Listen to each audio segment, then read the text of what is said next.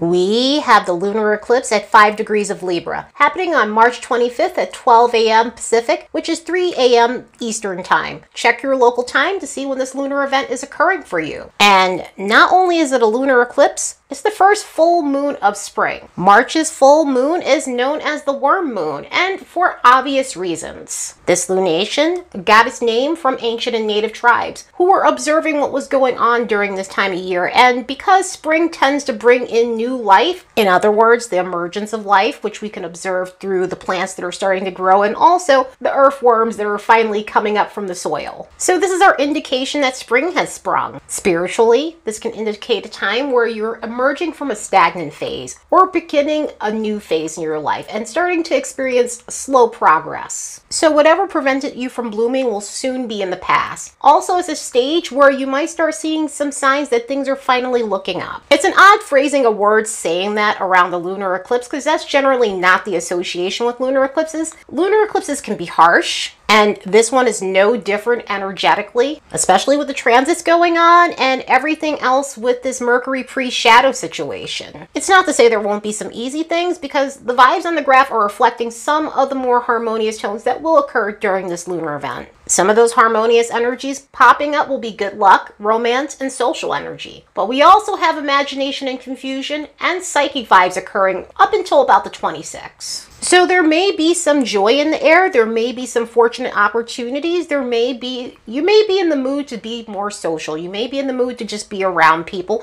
but also there are going to be some moments where you might be second guessing certain things and questioning your intuition overall. And with this too, make sure you're staying grounded, make sure you're clearing off your energy, practice spiritual hygiene, because with that imagination and confusion and that ramped up psychic vibe, it might be a time where we're sensitive to energies, and this being a lunar eclipse, we absolutely will feel more sensitive than we typically do when we have a new and full moon in its regular format. And even though this is a penumbral eclipse, it's still very impactful. These types of eclipses happen at the faintest part of the Earth's shadow, so they're not as noticeable. As a matter of fact, the moon might seem just a little bit dim, which, I mean, I would say that that's somewhat noticeable, but maybe not. And maybe have a slight tinge of a rusty hue, but for the most part, it's one of the most faintest eclipses that we can get. Nonetheless, it's still a very keyed up moon event. Lunar eclipses are periods where something gets switched out or something gets cleared up. So it could be an aha moment, or it could be a moment where you're realizing it's time to clean house. It's also associated with feminine energy, so there could be some situations with female figures within your life or female figures on a world stage. And for this reason, I'm going to go into my eclipse rant that I do twice a year.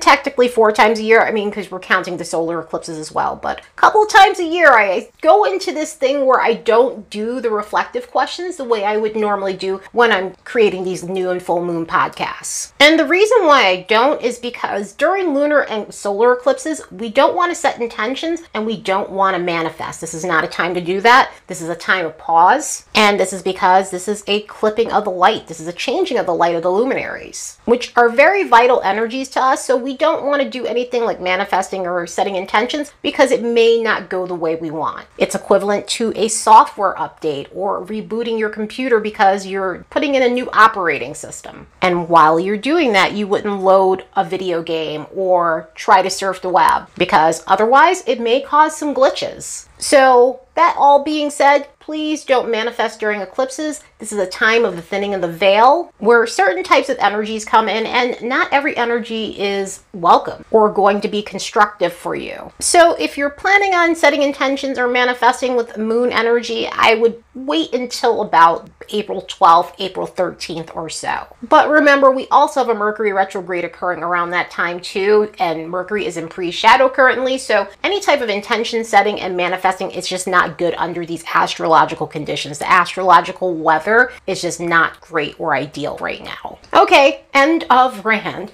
If you've been listening to me for a while, you know how I do my eclipses. Instead of the reflective questions, we look at the possible themes that can come up during these eclipses. And since this is within Libra energy, this can be a moment of clarity about something regarding Libra energy. It could be a period where we're tweaking something, or it could be a time where we're shifting something out of our lives that involves Libra energy. Under this influence, we we may look at what needs to be balanced in our lives. In other words, Libra is all about harmony and it's about equilibrium. And so this could be a period where we're finally taking some sort of action to fix things that are lopsided in our lives, especially with our one-on-one relationships, how we relate to others, reciprocity in those relationships, actually having peace in those one-on-one relationships. That way there's some sort of balance in all of our connection. And speaking of balance, this may be a time where we're looking at fairness in our lives. So this can help us take stock at the relationships that are worth fixing, because we can repair those things and gain that fairness that we're looking for within the relationship, or giving that other person the fairness that they deserve. Or it could be a period of nixing people out that don't bring that into your lives. In other words, people who bring a lot of disharmony and take rather than giving. This may be a period where you're realizing that you can no longer people please anymore, because it's coming at a cost to you. It's creating very unhealthy dynamics within your relationships and leading to built up resentment that needs to be resolved. This could also be a period where you're fixing your relationship to money and trying to find some sort of balance within that.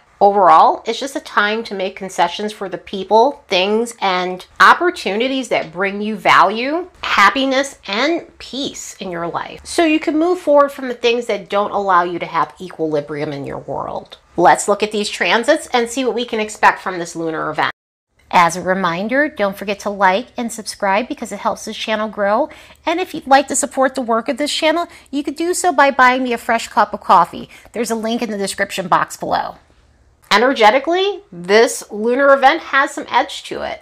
And even though we have constructive alignments, we do have to remember that this is a south node eclipse, and so this could really be a clearing point that may feel uncomfortable at times. South node eclipses tend to feel heavier than the solar eclipses. I'm not saying that the solar eclipses can't, but the south node eclipse is an emptying point. And so it's serving as a time to let go of someone that's unconstructive in Libra energy. On top of that, the ruler for this moon and the south node, and even though Venus is in Pisces, it is enclosed malefically. It's wedged in with Mars, Saturn, and Neptune in a Pisces stellium. And Neptune is a modern planet, so maybe some may not consider it malefic. At the same time, it can pack a very unconstructive punch at times. So this is where we're getting that imagination and confusion and some of the psychic vibes. So we may be confused about what we're needing to let go when it comes down to relationships, when it comes down to taking action, the type of boundaries that we need to set with others, and how to gain faith back in ourselves, relationships, and financial situations. Venus is also making a hard alignment to Pluto during this time, which can really bring in a sudden need to clear things out and transform our circumstances, regardless if it's uncomfortable.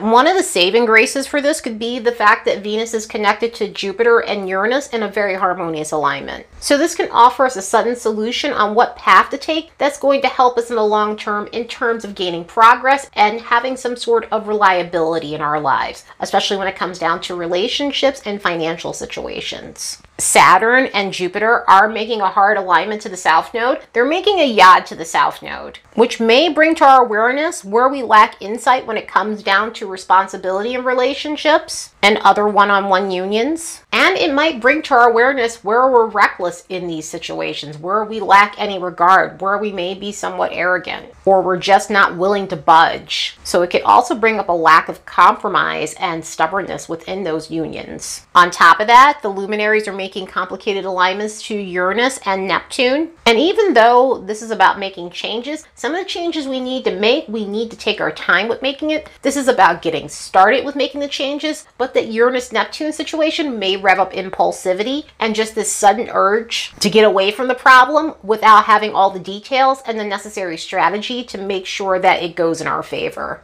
But at least the luminaries are making constructive alignments to Pluto. So this might get us back on track when it comes down to the stuff that we really need to focus on rather than all the noise that's around us, so we can empower ourselves and upgrade our circumstances. The signs that will feel this lunar event more than others will be the cardinal modality: Aries, Cancer, Libra, and Capricorn, between 3 to 15 degrees of these signs. I'm giving this a little bit of a wider orb because this is an eclipse and it tends to affect people more. As a matter of fact, it may be the 0 to 15 degrees of these signs that feel this more than others. So if you have any planets or important chart points in any of these signs, this will be a very important lunar event for you. Anyway, I hope you all have a very constructive lunar eclipse in Libra later and see you in the next episode.